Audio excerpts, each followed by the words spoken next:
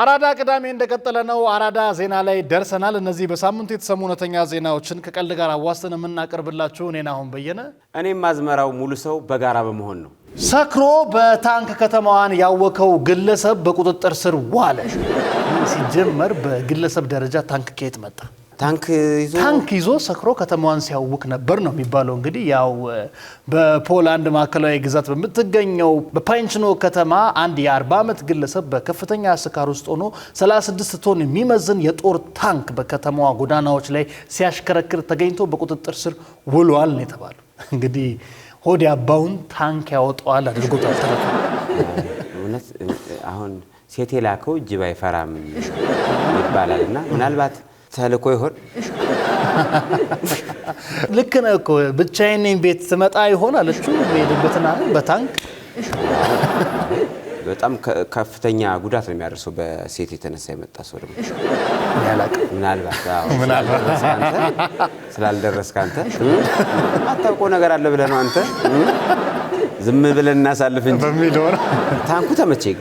አረናው የሚቀጥለው ይሄን ዜና ክስተቱ እንግዲህ የተፈጠረው በምሽት ሲሆን የከተማዋ ነዋሪዎች ቲ55 የተሰኘ ግዙፍ የሶቪየት ዘመን ታንክ በመኖሪያ መንገድ ላይ ሲንቀሳቀስ በመመልከታቸው በከፍተኛ ይደናገጣሉ።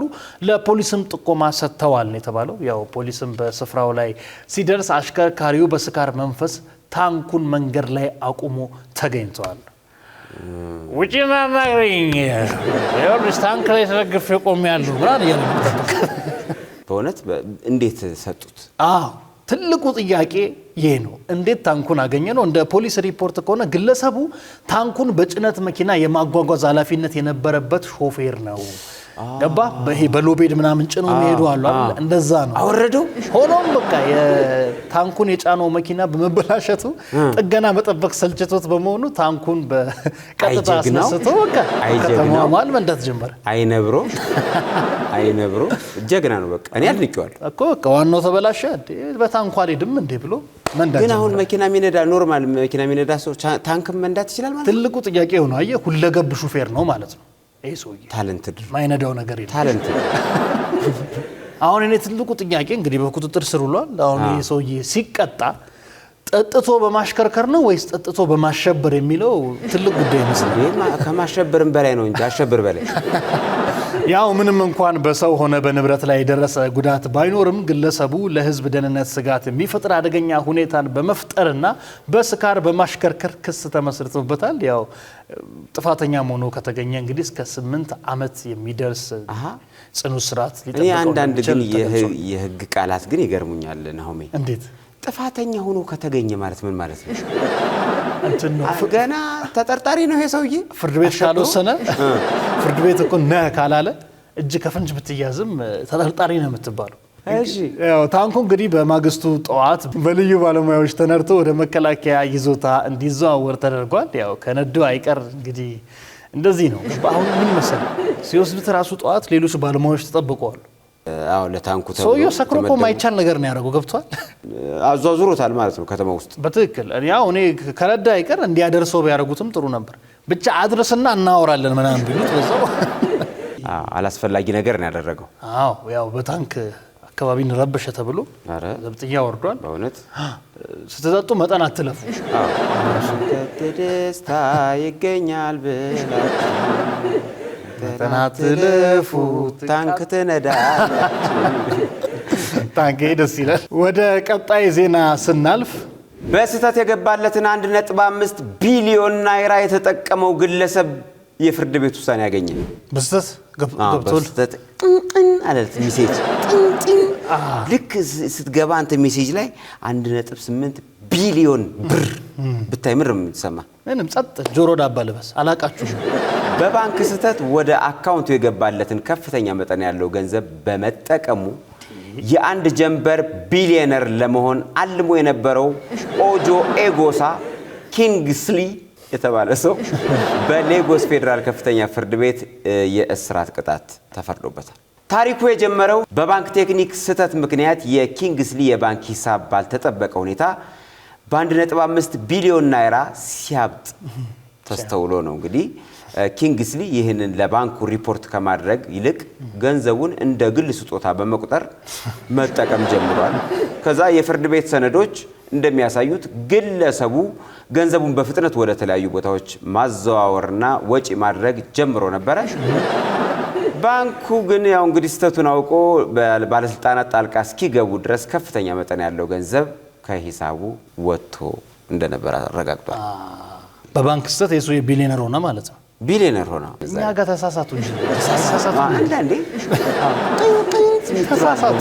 ቴክስቱ ራሱ አታምር አዲ በጣም ገንዘብ ሲገባል ብሎ ደሞዝ ምናምን ክፍያ ሲገባል ላይ ታስተውሎ በጣም አንዳንዴ ደግሞ ይገባል ብለህ ስትጠብቅ እንኳን አደረሰ ሲል ቅስም ይሰማል። የባንክ አካውንቴን ሰጥቼ ቴክስቱን እየጠበቅኩኝ ከአጭበርባሪዎች ባካችሁ ተጠበቁ ወይም ደግሞ እንኳን ለዓለም አቀፍ የእጅ መታጠብ ቀን በሰላም አደረሳችሁ ደሞዝ ገባ ስትል በዳኛው ፊት የቀረበው ኪንግስሊ በገንዘብ ማጭበርበርና የሌላን ሰው ንብረት ያላግባብ ለራስ በማድረግ ወንጀል ተከሷል። በማህበራዊ ሚዲያ ላይ ገንዘቡን ከመመለስ ይልቅ እስራትን መርጧል። እንደዛ ነው እንዴ? ስለዚህ ኤሶ የከታሰራ አይመልስም። እስራቴን ጨርሼ መጥቼ ቢሊየነር ታራሚ እሺ ቢሊየነር ታራሚ ተመችቶኛል። እኔ ግን በእውነት ቢያስተዋውቁኝ ሁሉ ደስ ይለኛል። ያው በቋንቋ እንግባባም እንጂ ከመመለስ ይልቅ እስራትን መርጧል የሚሉ ወሬዎች ቢሰራጩም ይፋዊ የፍርድ ቤት መዝገብ ግን እውነታው ከዚህ የተለየ መሆኑን ያሳያል። ፍርድ ቤቱ ኪንግስሊ በቀረበበት ክስ ጥፋተኛ መሆኑን በማረጋገጥ የ1 ዓመት የእስራት ቅጣት አስተላልፎበታል። ዳኛው ከእስራቱ ይልቅ የገንዘብ መቀጫ የመክፈል አማራጭ የሰጡት ቢሆንም ይህ ግን የተጠቀመበትን ገንዘብ ከመመለስ አያድነውም። አይ ገንዘቡንም ይመልሳል ማለት ነው። ታስሮ አይ ኪንግስሊ ለፋ ዛከረ ዝም ብሎ የሰው ገንዘብ ነው፣ የህዝብ ገንዘብ ነው የወሰደው፣ የባህላ ሀብት ገንዘብ ነው የወሰደው። ይሄ ሰውዬ አይጠቅመው። እዛ ትቆጥባለህ እዛ ትቆጥባለህ እዛ ባንክ። በህግ ባለሙያዎች እንግዲህ ይህ ጉዳይ በዲጂታል የባንክ ዘመን ያገኘሁት ሁሉ የኔ ነው የሚለው አስተሳሰብ በህግ ፊት እንደማይሰራ ትልቅ ማሳያ ነው ተብሏል። ስለዚህ ያው በእኛም ሀገር እንደዚህ አይነት ነገር ቢፈጠር ባካችሁ መልሱ። 1.5 ቢሊዮን ብር አንድ እንጀራ ነው ዞሮ ዞሮ በልተን ምንተኛ። በናይጄሪያ ህግ እንግዲህ በስህተት ወደ አካውንት የገባን ገንዘብ መጠቀም እንደ ስርቆት ወይም እንደ ማጭበርበር ይቆጠራል ነው የተባለው። በእኛም ሀገር ወንጀል ይመስለኛል። በትክክል አይ የራስ ያልሆነ ነገርማ ወንጀል ነው። የራሳችን ንብረት ያልሆነ ነገር መመለስ ለህሊናችንም ትልቅ ረፍት ነው። ወደ ቀጣይ ዜና ስናልፍ ከወሊድ በኋላ ያልተጠበቀ ተጨማሪ ጡት ያበቀለችው እናት ጉድ እያስባለች ነው እንዴ! ሶስተኛ ጡት ምኑ ላይ? አንዲት አሜሪካዊት እናት ልጇን ከወለደች በኋላ ከዚህ ከብብቷ ስር ተጨማሪ ጡትና የጡት ጫፍ ማውጣቷን በመግለጽ ዓለምን አስገርማለች። ሁኔታውም እንደ ውሻና ድመት ባሉ እንስሳት ላይ ከሚታየው ተከታታይ የጡት ጫፎች ጋር ተመሳሳይነት ያለው ነው። በዚህም እንግዳ ነገር እንግዲህ የተወለደው ሕፃን ሁኔታው ለኔ ተመቸኝ የሚዘፈን ይመስለኛል። 3 ጡት ነው ያለው ለዚህ ሕፃን ልጅ። እኔ ግን ተፈጥሮ አንዳንዴ ግን በጣም ይገርመኛል። በቃ አይደለ እንዴት ብብት ላይ ለነገሩ በቃ ተፈጥሮ ነው። ምንም የሆነ ሊመረመር የማይችል አንዳንድ ነገር አለ።